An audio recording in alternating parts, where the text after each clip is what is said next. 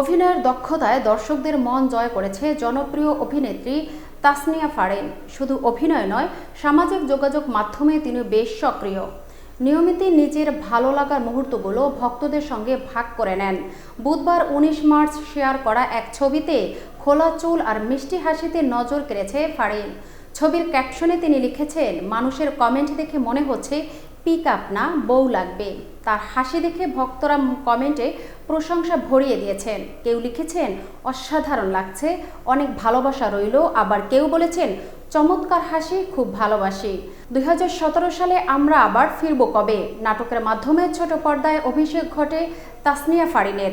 এরপর বিকাশের একটি বিজ্ঞাপনে মাশরাফি বিন মুর্তজার সঙ্গে কাজ করে তিনি আলোচনায় আসেন। ২০১৮ সালে এক্স বয়ফ্রেন্ড নাটকে অভিনয়ের পর জনপ্রিয়তা পান তিনি। দেশের গণ্ডি পেরিয়ে পশ্চিমবঙ্গেও তার অভিনয়ের দ্যুতি ছাড়িয়েছে। নাটক, ওয়েব ফিল্ম সব জায়গায় নিজের অভিনয়ের দক্ষতায় দর্শকদের মন জয় করে চলেছেন ফারিন।